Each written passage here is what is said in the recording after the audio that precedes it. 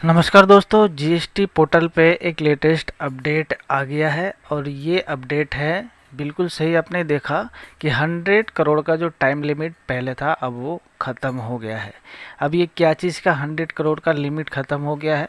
तो ये 100 करोड़ का लिमिट है आपका ई इनवॉइसिंग के पोर्टल पे जो हम लोग इनवॉइस रिपोर्ट करते हैं उसका। आपको पता होगा कि सितंबर मंथ में, सितंबर 2023 में एक अपडेट आया था जिसमें ये बताया गया था, ये वो अपडेट है आपके सामने स्क्रीन पर, और इसमें ये बताया गया था time limit for reporting of invoice on the IRP portal. जैसे आपको पता है कि जैसे इनवॉइसिंग का प्रोसेस आया था उसी समय यानी कि 13 सितंबर 2023 को ये एडवाइजरी आई थी और इसमें क्लियरली बता दिया गया था कि अब जो पुराने इनवॉइसेस है जिसको आप आईआरपी पे अपलोड करते हैं उसका अब टाइम लिमिट फिक्स करेगी सरकार। जनरली पहले क्या, इससे पहले क्या होता था कि प्रैक्टिसेस ऐसे थे कि पुराने से पुराने इनवॉइसेस को आईआरपी पे अपलोड करके काम कर लेते थे टैक्स पेयर, और आईआरपी का पोर्टल ब्लॉक नहीं करता था, कोई टाइम लिमिट उसके लिए प्रिस्क्राइब नहीं थी। तो अब ये सितंबर 23 में जो अपडेट आया था उसमें ये एक नियम लगाया गया था कि भाई आप पुराने इनवॉइसेस को आईआरपी पे अपलोड आप नहीं कर पाएंगे। कौन से पुराने इनवॉइसेस?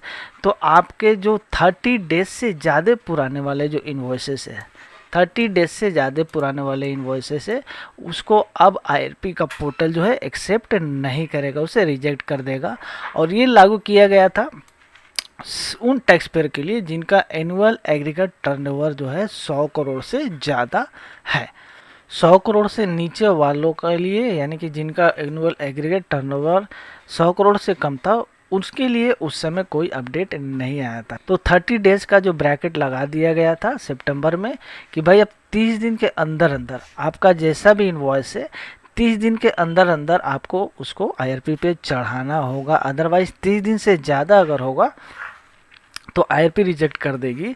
ये सितंबर 23 में आया था भाई, और ये था मोर देन 100 करोड़ टर्न वालों के लिए। अब उसी से रिलेटेड जो है ये 100 करोड़ का लिमिट ख़त्म करते हुए आज के डेट में उसका एक अपडेट आ गया है, और ये अपडेट है time limit for reporting e invoicing on IRP portal lowering of the threshold to annual aggregate turnover 10 crore and above. यानी कि अब 100 करोड़ का जो लिमिट था उसको अब घटा के 10 करोड़ कर दिया गया है। जी हाँ दोस्तों, अब ऑलमोस्ट सभी टैक्स पेयर को अब अपना इन्वॉइसिंग करना पड़ेगा, और वो भी आपका 30 दिन के अंदर अंदर इन्वॉइसिंग कर लेना होगा। 30 दिन से ज़्यादा पुराने अगर इन्वॉइस हुए तो अब आईआरपी जो है वो एक्सेप्ट नहीं करेगी, इनवॉइस रिपोर्टिंग पोर्टल जो है उसे रिजेक्ट कर देगी। ये टाइम लिमिट लगा दिया गया है। क्या बोला गया है एग्जैक्टली, चलिए पढ़ते हैं। With the reference to the earlier advisory 13 सितंबर 2023, यानी इसकी बात की गई है जो मैंने खोलकर दिखाया है।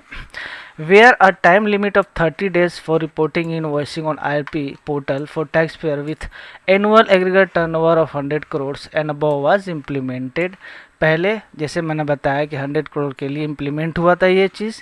The threshold has now been lowered to cover tax payer with annual aggregate turnover of 10 crore and above.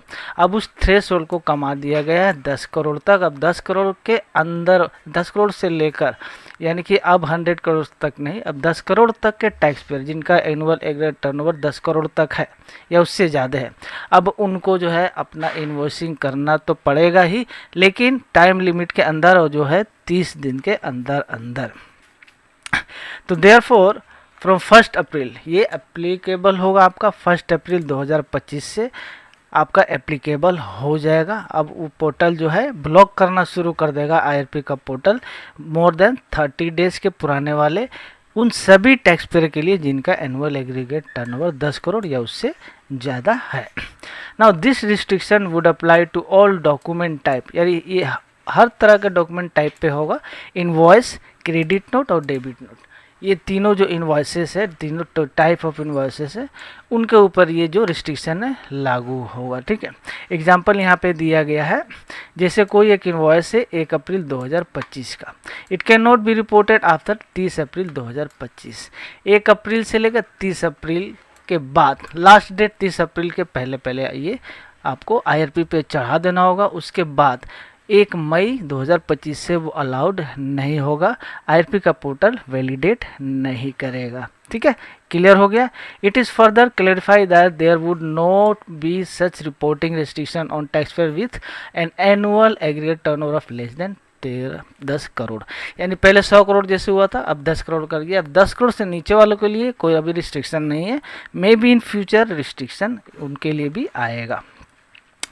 To provide sufficient time for taxpayer to comply with the requirement, the above limit would come into effect from 1 April 2025 onwards। ये अपना requirement को arrange करने के लिए tax payer को sufficient time देने के लिए समय लिया गया है और इसीलिए इसे 1 अप्रैल 2025 से अप्लाई किया जाएगा। तो आपको ये अपडेट कैसा लगा कमेंट जरूर करिएगा। चैनल को सब्सक्राइब करके बेल आइकन कॉल पर सेट कर लीजिए। ऐसे रेगुलर अपडेट्स आपके पास रेगुलर पहुँचती रहेगी। तब तक के लिए थैंक्स फॉर वॉचिंग।